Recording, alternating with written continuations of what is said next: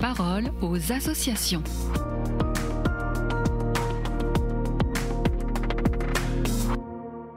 Bienvenue dans la parole aux associations. Aujourd'hui, je suis avec Benoît Autier. Bonjour Benoît. Bonjour Agnès. Alors vous êtes le responsable communication de la Confédération nationale des associations familiales catholiques. Vous venez de publier un communiqué concernant les chiffres de l'avortement et de la natalité en France en 2024. Pourquoi avoir choisi d'alerter l'opinion maintenant ? Eh bien, parce que les chiffres parlent d'eux-mêmes. L'an dernier, la France a recensé plus de 251 000 avortements.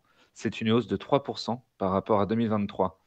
Et dans le même temps, la natalité a reculé de 17 000 naissances. Nous voyons se creuser donc un double phénomène, une banalisation de l'avortement d'un côté et une difficulté croissante à accueillir un enfant, notamment liée à la baisse du pouvoir d'achat et aux difficultés sociales des familles. Et alors concrètement, vous faites le lien entre la situation économique et le recours à l'IVG. Oui, très clairement, les Français expriment un désir d'enfant élevé, qui est de 2,27 enfants par femme en moyenne, mais la réalité est tout autre. Il y en a seulement 1,62 en 2024. Cela montre que beaucoup renoncent à avoir un enfant par crainte d'un déclassement, d'une perte de niveau de vie. Et dans ces conditions, une grossesse imprévue peut devenir aussi une source d'angoisse et conduire, hélas, à l'avortement. Les AFC parlent même d'un baby crack, c'est une expression forte. Oui, parce que nous sommes face à un véritable effondrement de la natalité. Si une société ne se renouvelle pas, elle se condamne elle-même. C'est un enjeu donc démographique, mais aussi un enjeu de solidarité. Notre système social repose sur les générations futures. Et donc, moins de naissances, c'est moins de cotisants pour demain.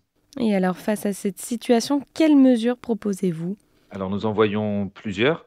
D'abord, lutter contre les facteurs de risque qui poussent à l'avortement, comme la pauvreté ou la déscolarisation. Ensuite, apporter un vrai soutien matériel et financier aux mères en difficulté. Il faut aussi valoriser l'accouchement sous le secret, développer des mesures pour prévenir la fragilisation des couples, ce qu'on appelle la déconjugalisation, et plus largement, refonder une politique familiale ambitieuse et surtout pérenne. Et alors vous insistez sur le fait que l'IVG n'est pas seulement une question de droit des femmes, mais un indicateur social. Exactement. Nous pensons que l'avortement est d'abord un révélateur de détresse psychologique et sociale. Une femme sur 4 traverse ce drame et ce n'est pas anodin. Donc, réduire l'avortement, ce n'est pas restreindre une liberté, au contraire, c'est donner à chaque femme et à chaque couple les moyens d'accueillir un enfant dans de bonnes conditions. Une autre politique est donc possible. Eh bien, merci Benoît pour ce partage et je rappelle qu'on peut avoir plus d'informations sur le site internet afc-france.org. Très belle journée à vous. Merci, à vous aussi. La parole aux associations.